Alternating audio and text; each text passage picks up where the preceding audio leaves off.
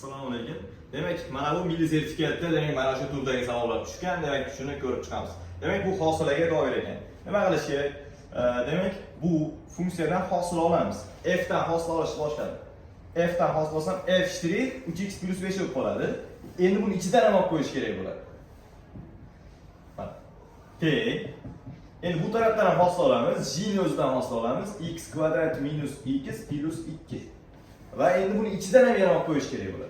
Ko'paytirilgan qavs ochib, demak x² hosilasi nima bo'ladi? 2x - x dan hosil olsak -1 va 2 ning hosilasi esa 0 bo'lganligi uchun buni yozib olsak ham bo'ladi. Endi nimadan so'rayapti? Demak, j' -2 dagi qiymatini toping deyapti. j' -2 dagi qiymatini topish uchun f' nima bo'lishi kerak bo'ladi? Demak, x ni o'rniga demak mana bu 5 bo'lib qolishi kerak ekan. 5 bo'lib qolishi x ga nima qo'yamiz? 0 qo'yamiz. 3 ko'paytirilgan 0 qo'shilgan 5 ko'paytirilgan 3 teng j' 0 qo'yarsak, 0 qo'ysak 0 ni kvadrati -0 + 2 ko'paytirilgan 2 ko'paytirilgan 0 -1. Mana bu vaziyat bo'lib qo'ying.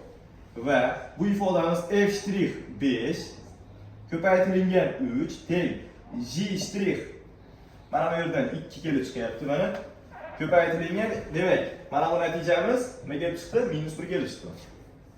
Endi biz serkingina f' 5 qiymati bizda bor edi. 3 ga teng. 3 ni mana bu yerga qo'yib qo'ysak bo'ladi. 3 ko'paytirilgan 3 teng j' 2 ko'paytirilgan -1. Va bu yerdan j' 2 ning qiymati, demak, 9 bo'lingan -1. Natija nimaga chiqyapti? -9. Mana shunday.